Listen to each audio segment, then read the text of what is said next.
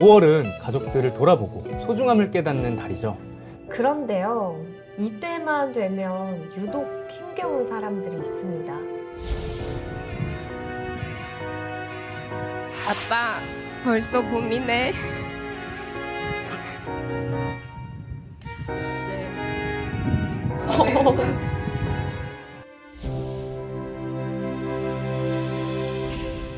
안녕하세요. 스토리텔러 이혜선입니다. 그날 군대 이야기에 오신 것을 환영합니다.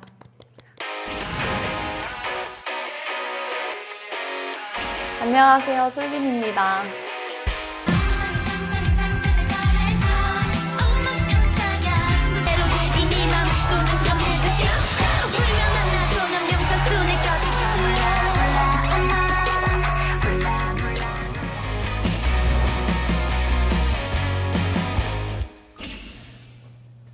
안녕하세요. 스토리텔러 상병 옹성우입니다. 그날 군대 이야기에 오신 것을 환영합니다.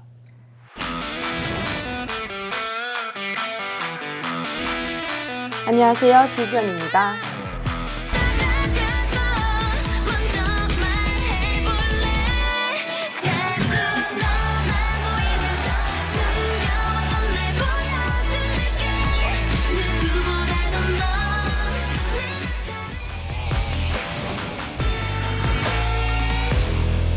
아, 5월은 바쁜 일상 속에서 잊고 지냈던 가족들을 돌아보고 소중함을 깨닫는 달이죠. 가정의 달을 맞아서 가족에게 전하고 싶은 말이 있나요? 힘들고 행복할 때마다 항상 함께하는 우리 가족, 정말 항상 고맙고 미안하고 사랑합니다. 우리 아프지 말고 건강합시다. 사랑해요. 와. 아니 근데 미안한 건 뭐가 미안해요? 엄마 아빠한테 더 잘해드리고 싶은데 항상 뭔가 부족한 딸인 것 같아서 그 마음이 좀 미안함이 있는 것 같아요. 더 잘하지 못해서 미안하다. 네. 참 그 솔비님의 가족을 향한 애정이 잘 느껴지는 것 같네요. 감사합니다. 네. 가족들은 항상 고맙다, 감사하다는 말을 많이 해도 좀 부족한 느낌이 있는데요. 그래도 항상 저희 가족에게는 사랑한다고 전해주고 싶습니다. 네, 가족분들이 들으면 정말 감동할 것 같네요. 그런데요, 이때만 되면 유독 힘겨운 사람들이 있습니다. 바로 먼저 떠나보낸 가족을 가슴에 품고 살아가는 사람들입니다. 오늘 이야기를 들려드리기 전에 영상을 보여드릴게요.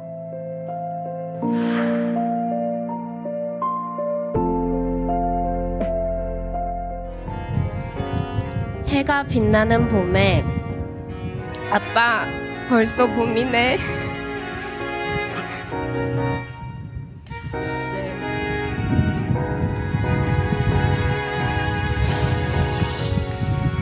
네, 아빠 생각에 말을 잊지 못하는 해봄양입니다. 내가 고등학교를 졸업하고 대학생이 되었어. 올해 2월 고등학교 졸업식 때 친구들이 아빠와 같이 사진 찍는 모습을 보는데 아빠 생각이 나더라.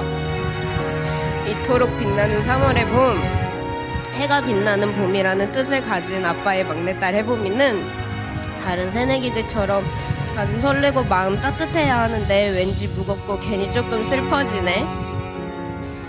그런데 아빠, 내 꿈은 많은 관객들 앞에서 멋진 춤을 추는 건데 춤을 출 때면 너무 행복해서 가끔 그런 생각을 하곤 해. 내가 지금 이렇게 행복하게 춤추는 것을 나중에 누가 기억해 줄까? 내가 또 많이 어른이 되고 이 나를 기억했을 때 어떤 마음일까 하고. 이 사진 기억하지? 6살 흐릿한 기억 속 아빠는 사진 속 기억처럼 나를 미소 짓게 해. 이쁜 척하고 있는 언니들을 앞세우고 엄마와 나란히 선 아빠의 옆.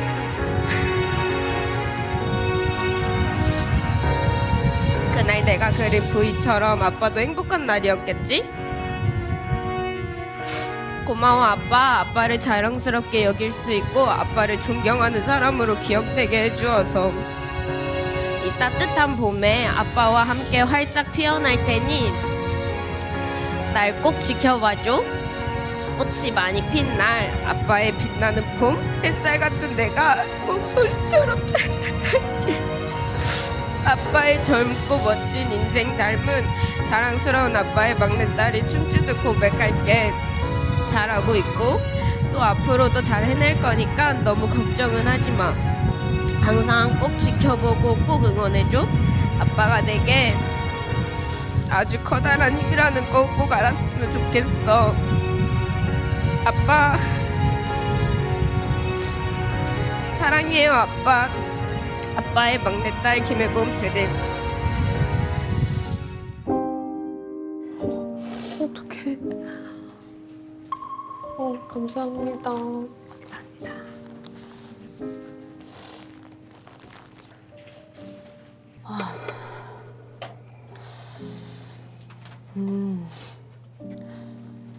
뭔가 아빠가 같이 계신 게 아니라서 꼭 지켜봐줘, 멀리서 응원해줘라는 말이 네, 너무 슬프네요. 아버지 생각이 많이 나셨나 봐요.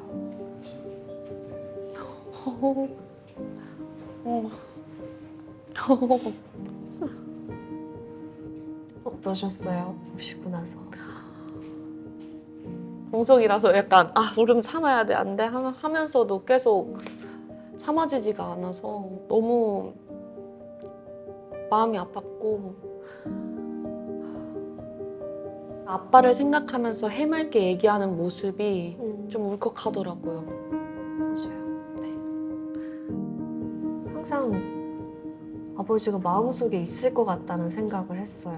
무슨 일을 하든 아빠가 하늘에서 지켜보고 있겠거니 그런 마음으로 인생을 살 것 같아요. 아버지에 대한 그리움을 애써 억누르면서 끝까지 읽어 내려가는 모습에 저도 울컥했습니다.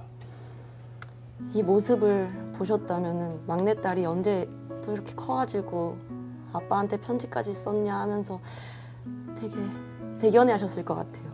그렇죠. 우리 딸 이제 다 컸네 라며 따뜻하게 안아주셨겠죠. 편지를 낭독한 해봄 씨의 아버지는 천안함 피격으로 전사한 고 김태석 원사입니다. 우리나라를 지키시다가 전사한 군인이셨네요. 해봄 씨가 이 편지를 낭독한 날짜가 지난 3월 넷째 금요일이었는데요. 혹시 이 날이 무슨 날인지 알고 계시나요? 전사하신 군인분들과 관련된 거라는 정도는 알 것 같아요. 바로 올해로 9회째를 맞은 서해 수호의 날입니다. 서해 수호의 날은 2002년 제2연평해전, 2010년 천안함 피격 사건, 연평도 포격전에서 전사한 서해수호 55용사의 희생과 헌신을 기리기 위해 제정된 법정 기념일입니다. 꼭 기억해야 하는 의미 있는 날이네요. 그런데 유가족들은 매년 서해수호의 날마다 전사한 가족이 더 생각나고 더 그리울 것 같아요. 가족을 잃은 아픔은 그 무엇과도 비교할 수가 없겠죠. 그런데 서해수호 55용사의 유가족 중에는 슬픔을 가슴속 깊이 묻어두고 아버지, 형의 못다한 꿈을 대신 이어가는 사람들이 있습니다. 지금부터 대한민국을 지키다가 전사한 영웅의 뒤를 잇는 가족들의 이야기를 들려드릴게요.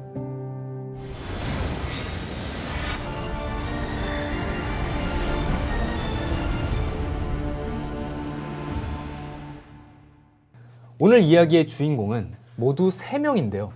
먼저 영민 씨의 이야기부터 들려드릴게요. 20여 년이 지났지만 영민 씨에겐 아직까지 잊을 수 없는 날이 있습니다. 바로 2002년 6월 29일입니다. 그날은 아직도 뭐 생생하게 기억이 나는데, 제가 그날은 동네에 있는 그 큰 마트에서 아르바이트를 하고 있었어요. 그래가지고 아르바이트를 하고 있는데 교전 상태라는 약간 그런 뉴스들이 계속 나오고 있었거든요, 연일. 뭐 늘상 있는 일이니까 이제 그때 어머님한테 전화가 왔죠. 아무래도 그 지금 뉴스에 나온 사건에 형네 배가 무슨 사고가 있는 것 같다. 집으로 빨리 와라. 이날 무슨 일이 있었을까요? 오전 9시 30분경 해군 2함대에 갑자기 긴급 출동 명령이 떨어졌습니다. 북한군 경비정 2척이 서해 NLL을 넘어서 남하하고 있었습니다. 그걸 본 우리 해군이 어떻게 했을까요? 더 이상 이제 내려오지 말고 돌아가라고 하지 않았을까요? 맞습니다. 먼저 경고 통신을 하고 차단 기동을 했어요. 북한 경비정은 돌아갔을까요? 아니요, 안 돌아갔을 것 같아요. 중형 경비정 한 척은 퇴각을 했지만 대형 경비정은 갑자기 우리 참수리 357호정을 향해 기습 공격을 가했습니다. 네? 기습 공격이요? 북한 경비정은 모든 포문을 열고 정말 작정이라도 한 듯이 마구잡이로 포격을 가했어요. 북한 경비정의 무차별 사격으로 참수리 357호정은 통신실을 비롯한 중요한 지휘 체계에 손상을 입었습니다. 북한군은 357호정을 침몰시킬 작전인지 휘수선을 정말 집요하게 공격했습니다. 완전 작정을 하고 공격을 했네요. 하지만 우리 해군 장병들은 적의 기습 공격이라는 불리한 여건 속에서도 죽음을 불사한 사투를 벌였습니다. 근처에서 대기 중이던 우리 함정들도 교전에 가담해서 북한 경비정에 대응 사격을 가했습니다. 그 결과 어떻게 됐어요? 북한군 경비정이 NLL 북쪽으로 퇴각했습니다. 그것도 화염에 휩싸인 채 말이죠. 우리 해군이 이겼네요. 맞습니다. 이 전투가 바로 제2연평해전입니다. 그런데 이날 참수리 357호정이 받아낸 총탄 수가 무려 200여 발이었습니다. 아니, 총탄 200발을 맞고도 우리 해군분들이 승리한 거잖아요. 정말 대단하시네요, 진짜. 그렇지만 안타까운 희생도 있었습니다. 정장 윤영하 소령이 전사했습니다. 윤영하 소령이 전사하기 전에 내린 마지막 명령 뭐였을까요? 글쎄요. 바로 엎드려였습니다. 엎드려. 적의 기습 공격에 본인이 전사하는 순간까지도 부하들을 걱정하셨네요. 되게 가슴이 진짜 먹먹해지는 얘기입니다. 윤영하 소령은 부하들에게는 한없이 자상하면서도 훈련이나 임무에 있어서는 어떤 타협도 없는 원칙주의자였습니다. 저희 형은 제2연평에서 전사하신 고 윤영하 소령입니다. 형은 뭐 제가 기억하기로는 굉장히 군 생활을 잘 한 거로 알고 있고, 뭐 주위의 형 동기들이나 뭐 후배들을 만나봐도 참 군인이었다, 뭐 그렇게 얘기를 해주셔가지고 뭐 제 기억에는 그렇게 남아 있습니다.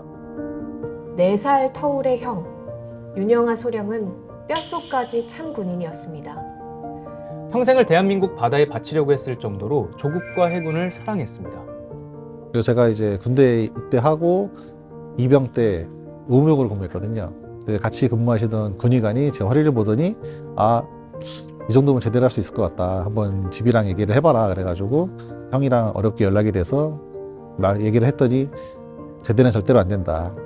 무슨 제대냐, 그냥 끝까지 군복무를 해라 그래가지고 군복무를 끝까지 했고, 지금 생각하면은 끝까지 군복무하고 제대를 한 게 지금 사회생활 하는데 많은 도움이 되는 것 같습니다. 네. 영민 씨는 대한민국을 지키다가 전사한 형의 뜻을 이어서 현재 방산업체에서 근무하고 있습니다. 군인이 아닌 일반인이 국방에 기여할 수 있는 유일한 방법이 방산 분야에서 근무하는 거라고 생각하셨던 것 같아요.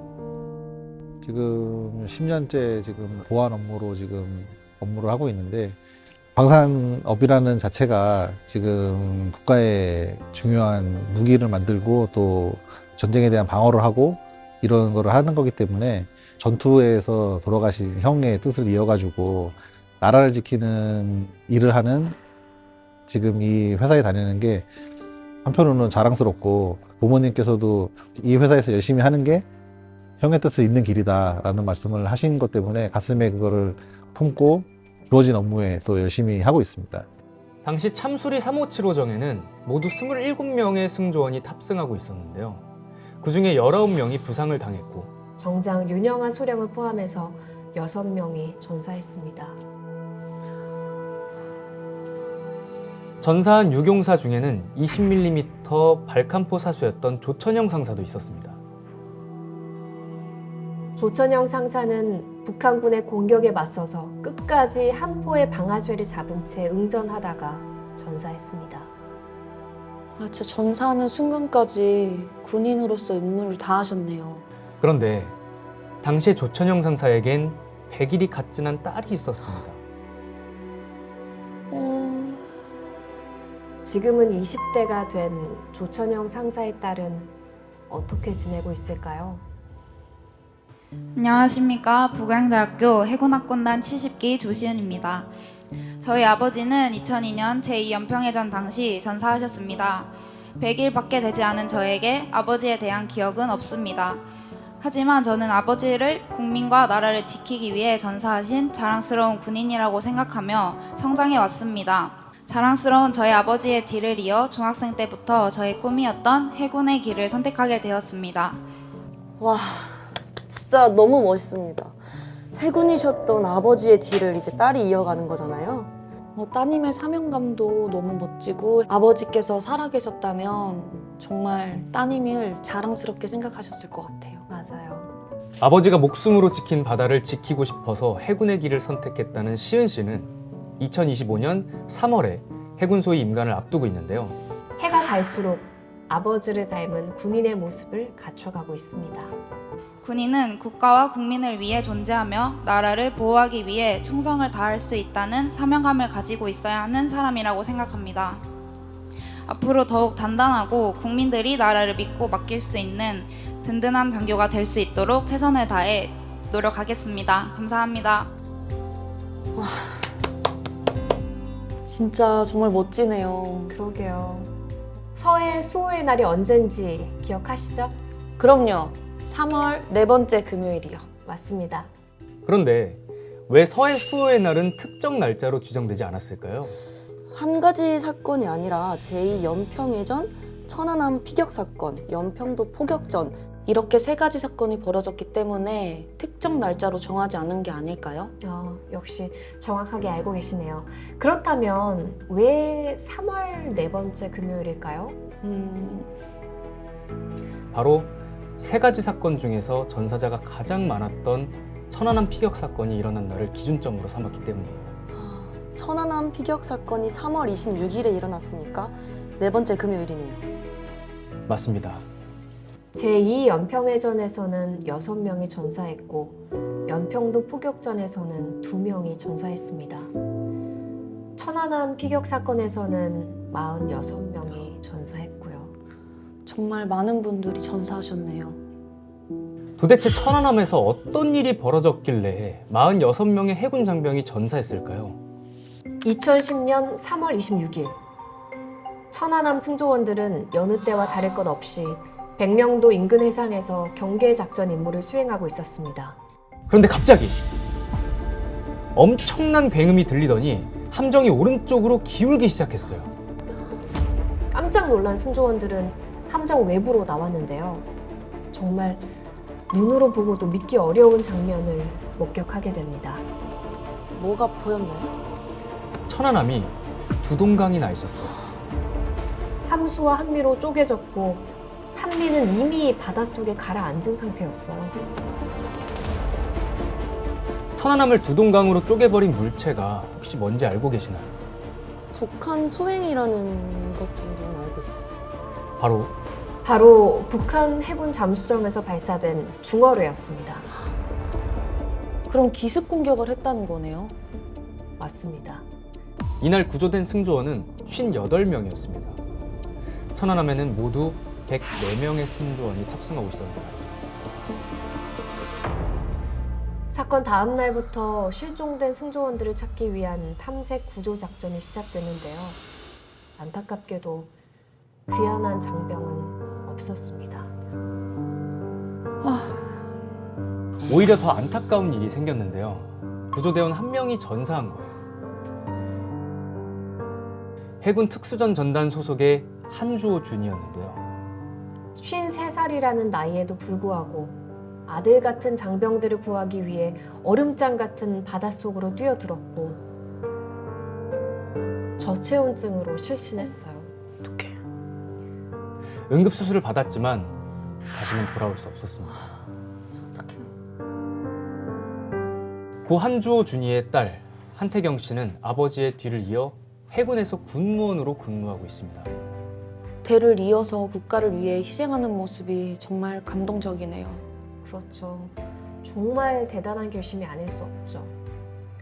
한편 함체 인양 작전이 시작된 지 12일 만에 천안함 함수가 21일 만에 한미가 모습을 드러냈습니다.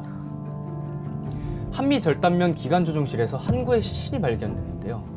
전투복에는 계급장과 이름이 선명하게 붙어 있었습니다. 김태석. 행복한 미소를 지으며 출동했던 김태석 원사는 싸늘한 주검이 되어 가족의 품으로 돌아왔습니다. 아내는 오열했고 아빠의 죽음을 아는지 모르는지 어린 세 딸의 해맑은 모습은 보는 사람들의 가슴을 미어지게 했습니다. 정말 너무 마음이 아프네요. 김태석 원사의 막내딸은 9번째 서해 수호의 날에 아버지께 보내는 편지를 낭독했고 당시 9살이었던 첫째 딸은 아버지의 뒤를 이어 해군의 길을 걷고 있습니다. 안녕하세요. 저는 우석대학교 군사안보학과에 재학 중이고 해군 군장학생 후보생인 김혜나라고 합니다. 저희 아버지는 2010년 3월 26일 천안함 피격 사건으로 전사하신 김태석 원사이십니다. 정말 쉽지 않은 결정이었을 것 같아요. 아버지를 데려간 바다가 어쩌면 좀 미울 법도 한데 대한민국의 바다를 지키기 위해서 해군 예비장교가 된 거잖아요. 그렇죠. 해나 씨의 아버지 김태석 원사는 가스터빈 정비와 보수 유지 임무를 담당하는 내기사로 천안함에서 근무했는데요. 주변 동료들에겐 사고 한 번 내지 않았던 완벽한 정비 전문가로 통했습니다.